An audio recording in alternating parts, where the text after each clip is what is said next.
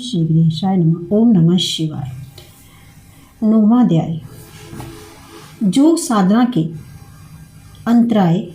योग से प्राप्त होने वाली विघ्न रूप विभिन्न सिद्धियां तथा ऐश्वर्य, गुण वैतनिश्चय तथा वैराग्य से पाशुपात्य योग की प्राप्ति। सूत जी बोले, हे मुनीश्वरों, योग साधन के काल में पहले आलस्य तथा बाद में व्याधि पीड़ा उत्पन्न होती है। इसी प्रकार प्रमाद, संशय, चित्त की अनवस्थिति, अर्शवदार दर्शन, भ्रांति, त्रिविध दुख, मन में असंकल्प विकल्प का होना, निषिद्ध विषयों में मन का लगना, ये कुल 10 प्रकार के विघ्न साधक के योग व्यास में उत्पन्न होते हैं। शरीर तथा चित्त भारीपन के कारण योग में प्रवृत्त न होना ही आलस्य है। धातु वैषम्य के कारण क्रिया से होने वाली बात, पित्त आदि दोषों से होने वाले विकार ही व्याधियां हैं। समाधि के साधनों का अनुष्ठान न करना प्रसाद है। ये करूं अथवा वो करूं, इन दोनों स्थितियों में मिश्रित अनिश्चिततापूर्ण विज्ञान को स्थान संशय कहा गया है। समाधि अवस्था को पाकर भी भवबंधन के कारण योगी के चित्त का ना ठहर पाना अनवस्थित चित्त तत्व है। योग के साधन साध्य, गुरु, ज्ञान, आचार तथा भगवान शिव आदि में चित्त की सदा वर्हित वृत्तिका का नाम अश्रद्धा है। स्वाध्य के समीप पहुंचकर अज्ञानता के कारण अनात्म पदार्थों में आत्मज्ञान रूप विपरीत ज्ञान रखना भ्रांति दर्शन कहा जाता है।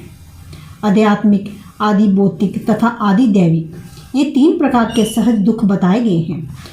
इच्छा विदात के कारण चित्त में उत्पन्न विक्षोभ ही दुख का कहा गया है। परम वैराग्य के द्वारा दोरोमनस्य को नियंत्रण करना चाहिए। तमोगुण तथा रजोगुण से मिला हुआ ये मन दुर्मन कहा गया है। इसलिए ऐसे मन में उत्पन्न होने वाला दूषित भाव द्रोमनस्य कहा गया है। योग्य तथा अयोग्य जानते हुए भी अयोग्य विषयों के प्रति हठपूर्वक आसक्ति रहना ही विषय लोलता है। योगियों के योग साधन में इन्हें विघ्न रूप कहा गया है। अत्यंत उत्साह से युक्त होकर अभ्यास करने वाले साधकों को ये बाधाएं दूर हो जाती हैं, इसमें संशय नहीं है। हे द्विजो, इन विघ्नों के समाप्त हो जाने के उपरांत योगी के साथ योग साधन में नानाविध उपसर्ग उत्पन्न होते हैं। वे सभी उपसर्ग भी आदि असिद्धि सूचक हैं। हे विप्रोद्रो, प्रतिभा पहली सिद्धि, श्रवणा दूसरी सिद्धि, भारता तीसरी सिद्धि, दर्शना चौथी सिद्धि, अस्वादा 5वीं सिद्धि तथा वेदना 6ठी सिद्धि कही गई है। इन प्रतिभा आदि स्वल्प 6 सिद्धियों के आकर्षण से मुक्ति मुनि को अनुमादि सिद्धियां अभिलाषित सिद्धि प्रदान करती हैं। प्रत्येक पदार्थ विषयक अवबोधनात्मक वृत्ति को प्रतिभा कहते हैं। विवेचनापूर्वक वेद वस्तु को जिससे जाना जाए वे बुद्धि कहा गई है।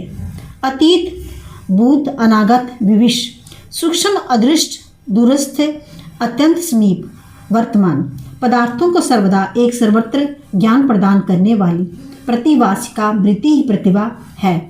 सभी शब्दों हसर्व, दृग, प्लुप्त आदि स्वरों तथा ग्रहा ध्वनियों का बिना किसी प्रयास के श्रवण होकर उनका यथार्थ ज्ञान हो जाना ही श्रवण सिद्धि है। और स्पर्श की जो अनुभूति है वे वेदना सिद्धि कही गई है। बिना किसी प्रत्येक प्रयत्न के दिव्य रूपों का भी त्रिनेत्रधारी दिखाई पड़ना दर्शन सिद्धि है। और दिव्य रसों का सहज स्वरूप में बिना किसी प्रयत्न के ठीक ठीक ज्ञान होना अस्वादा सिद्धि है। इस तरह बुद्धि के द्वारा दिव्य गंधों का भी ठीक ठाक गंध मात्रा रूप में अनुभव कर लेना वार्ता सिद्धि है।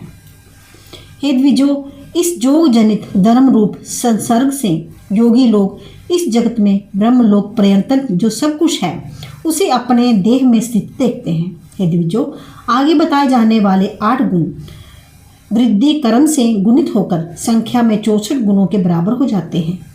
हे द्विजो, साधक को अपने इन औपसर्गिक अर्थात विघ्नकारी गुणों का सर्वदा परित्याग कर देना चाहिए। पिशाच लोक में पार्थिव गुण, राक्षस लोक में जल संबंधी गुण, यक्ष लोक में तेज संबंधी गुण, गंधर्व लोक में बाजू संबंधी गुण, इंद्र लोक में व्योमात्मक अर्थात आकाश संबंधी गुण, सोमलोक में मन संबंधी गुण, प्रजापति लोक में अहंकार संबंधी गुण तथा ब्रह्मलोक में सर्वोत्तम बोध गुण कहे गए हैं। पहले पार्थिव 8 गुण, दूसरे जल में 16 गुण, तीसरे तेज में 24 गुण, चौथे बाजू में 32 गुण तथा पांचवें आकाश में 40 गुण वाले ऐश्वर्य विद्यमान हैं। गंध रस रूप स्पर्श तथा शब्द प्रबोधक पंच महाभूतों की तरमात्राएं कही गई हैं। इंद्र संबंधी व्योमात्मक गुण प्रयत्न इन पांचों में प्रत्येक 8 की वृद्धि कर्म से बताए जा चुके हैं।